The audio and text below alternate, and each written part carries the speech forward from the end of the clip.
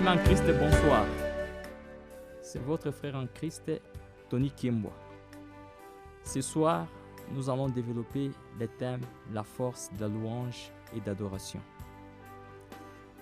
L'apôtre Paul et compagnie, dans les voyages missionnaires, voulurent se rendre en Asie, mais le Saint-Esprit les leur empêcha.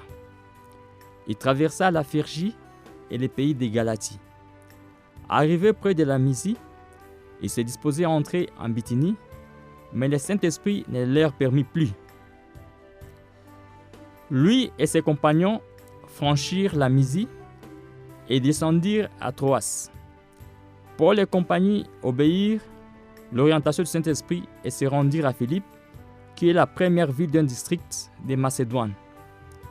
Un jour, Paul et compagnie allaient au lieu de prière. Une femme devineresse vint au-devant d'eux et cria : « Ces hommes sont les serviteurs du Dieu Très-Haut. Ils vous annoncent la voie du salut. » Elle fit cela pendant plusieurs jours. Paul, doté du don de discernement, fatigué de sa divination d'origine démoniaque, il se retourna et ordonna à l'esprit des pitons de sortir d'elle, au nom de Jésus-Christ.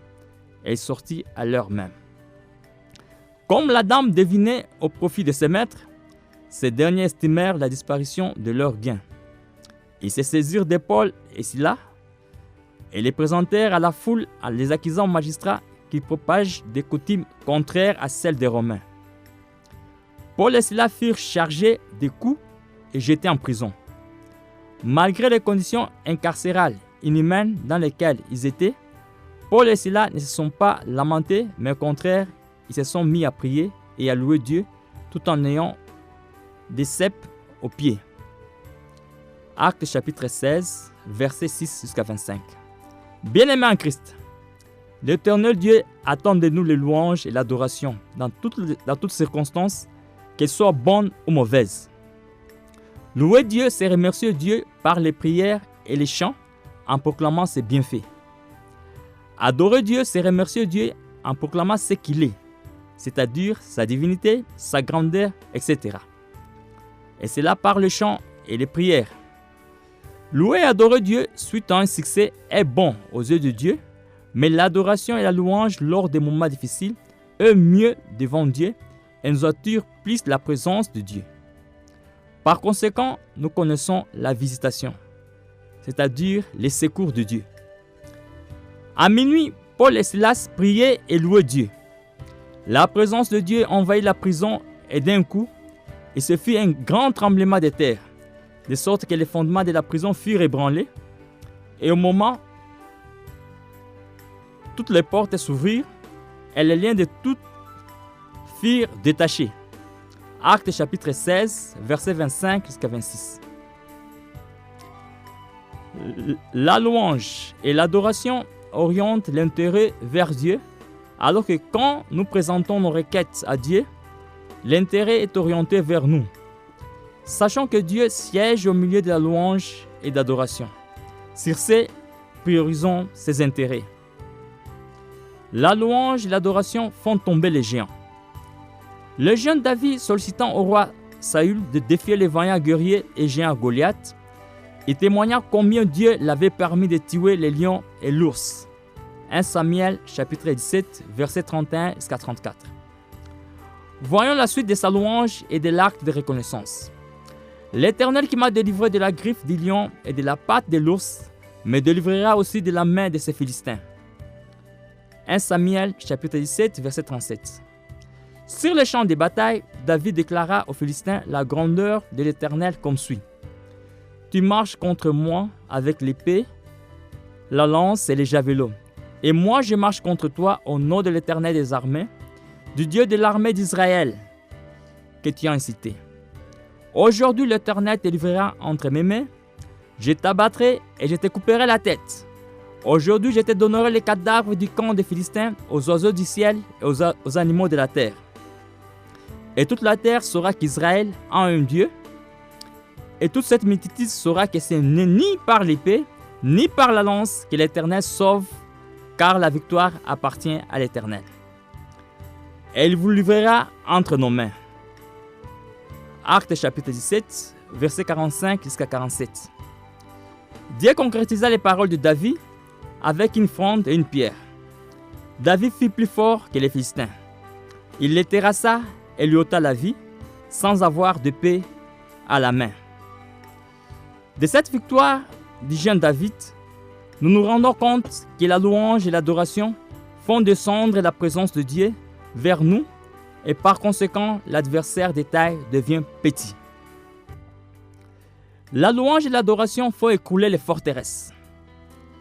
Le respect à la consigne de l'Éternel avait fait écrouler la forteresse de Jéricho. La consigne adressée à Josué était la suivante. Faites le tour de la ville, vous tous les hommes de guerre. Faites une fois le tour de la ville, tu feras ainsi pendant 6 jours. 7 sacrificateurs porteront devant l'arche 7 trompettes retentissantes.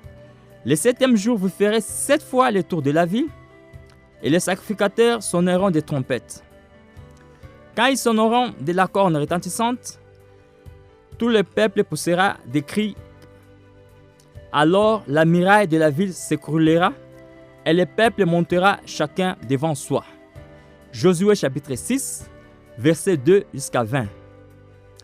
La louange et l'adoration créent la confusion dans les camps des ennemis. Lors du règne du roi Josaphat, les fils de Moab et les fils d'Amnon, et avec eux des Maonites, marchèrent contre Josaphat pour lui faire la guerre.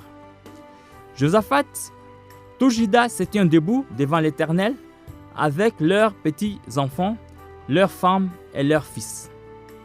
Après avoir respecté la consigne de l'Éternel, qui consistait à sortir de la rencontre des ennemis, les chantres, nommés par les rois, marchèrent devant l'armée, célébrant l'Éternel et disant « Louez l'Éternel, car sa miséricorde dure toujours. » Au moment où l'on commençait les chants et les louanges, l'Éternel plaça une embuscade contre les fils d'Ammon et de Moab et ceux de la montagne de Séir, qui étaient venus contre Juda.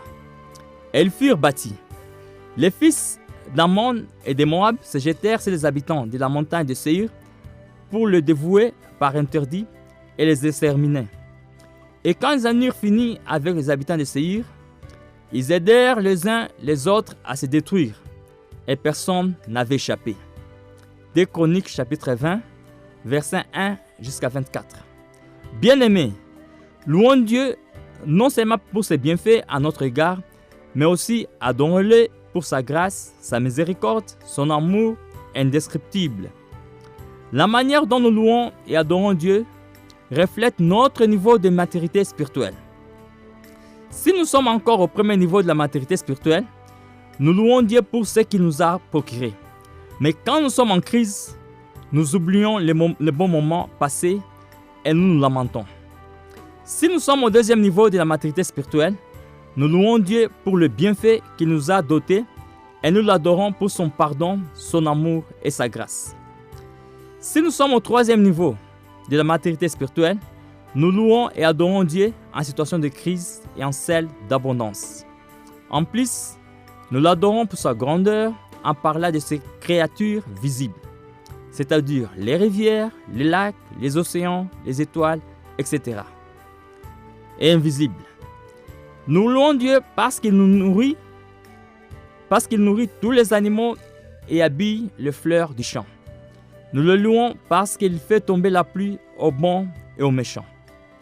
Notons que la personne qui est au troisième niveau de maturité spirituelle est un danger social car de temps en temps qu'il loue et adore Dieu, il est comblé par la présence de Dieu. S'il est dérangé ou touché par qui que ce soit, c'est comme si c'est Dieu qui est touché dans la prunelle de l'œil. La fille du roi Saül, Michal, était restée stérile toute sa vie pour s'être moquée de son mari roi David. Ce dernier sautait et dansait devant l'Éternel. 2 Samuel chapitre 6, versets 14 jusqu'à 23. Les soldats d'Absalom ont été dévorés par la forêt et Absalom attrapé par le térébinthe et enfin tué juste parce que le roi David était confiant à l'Éternel malgré la persécution de son fils bien-aimé Absalom. 2 Samuel chapitre 18, versets 8 jusqu'à 9. Il adressa à Dieu le psaume 3 et la forêt engloutit Absalom et ses soldats. Pour clore, bien-aimés, faisons la louange et l'adoration notre vie et notre marche. C'est votre frère en Christ, Tony Kiembwa. Si vous voulez nous rejoindre, nous sommes joignables par mail à l'adresse kiembwa13@gmail.com. Et sur YouTube, nous sommes joignables à partir de notre chaîne YouTube qui est @kiembwa-tony508. Sur TikTok, nous sommes joignables à l'adresse @tony.kiembwa. Et sur Facebook, nous sommes joignables à partir de notre chaîne Facebook Rachetons le temps. Que Dieu vous bénisse. Amen.